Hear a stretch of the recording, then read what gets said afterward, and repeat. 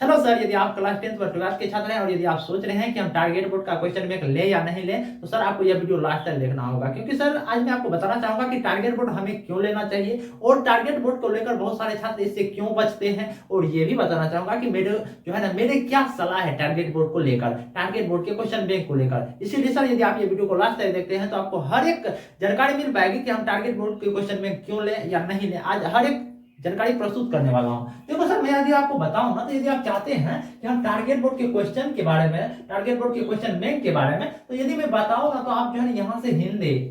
English का तैयारी तो बेहतर रूप से कर सकते हो, बेस्ट रूप से कर सकते हो। लेकिन वही यदि मैं बात करूं कि फिजिक्स हो, केमिस्ट्री हो या बायोलॉजी की तैयारी, आप उतना अच्छा तरीका से नहीं कर सकते हो, क्योंकि सर मैंने जो ऑब्जर्व किया, जो मैंने अवलोकन किया, इसीलिए मैं बता रहा हूं सर। लेकिन आपको मैं बताना चाहता हूं कि सर कह सकते हो कि मैं जो है ना, मेरे को टारगेट बोर्ड का क्वेश्चन में क्यों लेना चाहिए और इससे अच्छे से क्यों लेना चाहिए, इसमें क्या खामियां होती है, क्या अच्छी बातें होती है। सर आप जानते होंगे कि हमारे बिहार बोर्ड के क्वेश्चन बैंक में होते क्या है। हमारे बिहार बोर्ड के जो क्वेश्चन पेपर के होते हैं ना, वो हमारे सिलेबस पर सजाए हुए रहते हैं, ये आप जानते होंगे। सिलेबस पे वो जो हमारे क्वेश्चन सजाए हुए रहते हैं ना, तो सिलेबस को सजाने की वजह से होता है क्या है, हमने जो क्वेश्चन बैंक जो है टारगेट बोर्ड के क्वेश्चन बैंक जब मैंने उल्टाया ना, तो मैंने जो ऑब्जर्व किया कि उसमें जो है ना ऑब्जेक्टिव प्लस क्या सर, ऑब्जेक्टिव प्लस सब्जेक्टिव के लिए सर मैंने जो देखा ना, कि उसमें होता क्या है कि इसमें जो है ना टारगेट बोर्ड में मैंने देखा कि इंपोर्टेंट क्वेश्चन मैंने देखा सर, ठीक ना। तो इंपोर्टेंट क्वेश्चन देखा, और जैसे मानकर चलता हूं कि यदि आपने कोई चैप्टर खत्म कर दिया सर, चैप्टर खत्म होने के बाद क्या होता है, चैप्टर खत्म होने के बाद होता क्या है कि इसमें जो है ना, तो आपको जो है ना सर प्रैक्टिस के लिए एक्स्ट्रा क्वेश्चन दिया जाता है, प्लस जो है ना प्रीवियस ईयर के क्वेश्चन रहते हैं सर। इसीलिए आप जो है ना टारगेट बोर्ड का क्वेश्चन बैंक ले सकते हैं। और सर टारगेट बोर्ड के क्वेश्चन बैंक में होता है क्या है सर, कि टारगेट बोर्ड के क्वेश्चन बैंक में होता है क्या है, यदि आप टारगेट बोर्ड के क्वेश्चन ले रहे हैं तो आपको इसमें क्या देखने को मिलेगा, कि सबसे पहला काम क्या देखने को मिलेगा, कि आपको जो है ना लास्ट पीरियड में इंपोर्टेंट क्वेश्चन मिल जाएंगे और प्रैक्टिस के लिए थोड़ा सा क्वेश्चन मिल जाएंगे सर, ये लास्ट पोर्शन में देखने को मिलता है। लेकिन सर यदि आपका, जैसे कि मान कर चलता हूं कि यदि सर आपका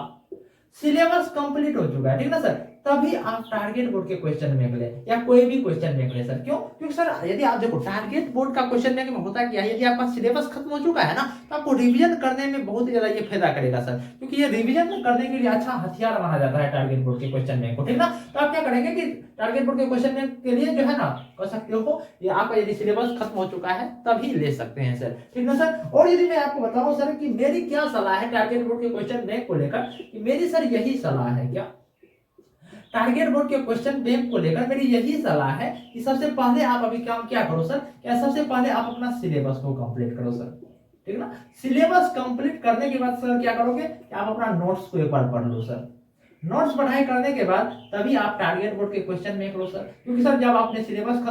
खत्म कर लिया और आप एक बार नोट्स को पढ़ाई कर लिए, तब टारगेट बोर्ड का क्वेश्चन बैंक लो सर। और टारगेट बोर्ड के क्वेश्चन बैंक को लेकर पूरे रिवीजन पर रिवीजन दे गर्दा रिवीजन करते जाओ करते जाओ करते जाओ, ये मेरी सलाह है यदि आप लेना चाहते हो तो, ठीक है ना। मैं मतलब देखो हर एक क्वेश्चन बैंक अच्छी होती है, लेकिन मैं आपको थोड़ा सा सलाह देना चाहता हूँ सर। होता क्या कि बहुत सारे छात्र क्या होते हैं कि पहले सोच लिया करते हैं, कुछ एक्स्ट्रा बातें सोच लिया करते हैं। क्या सोच, बहुत सारे छात्र सोचते क्या हैं, वो सोचते हैं क्या जानते हैं सर, सोचते हैं कि हम तो पूरा सिलेबस को नहीं पढ़ेंगे, क्या हम तो पूरा सिलेबस को नहीं पढ़ेंगे, लेकिन मेरा 450 आ जाएगा। कैसे आ जाएगा, मेरा टारगेट बोर्ड का हम क्वेश्चन बैंक लेंगे, टारगेट बोर्ड का क्वेश्चन बैंक लेकर हम 1 पढ़ाई करेंगे, 450 नंबर आ जाएगा। अरे सर ये हलवा नहीं है सर। यदि आप चाहेंगे ना कि हम टारगेट बोर्ड का या ब्रेटलेट का या कोई भी मतलब कह सकते हो कि कंपनी का क्वेश्चन बैंक लेंगे, हम उसमें टॉपर हो जाएंगे, 450 नंबर आ जाएगा, नहीं सर ऐसा नहीं होगा ना। तो आपको सबसे पहला काम, ये जो गलत आप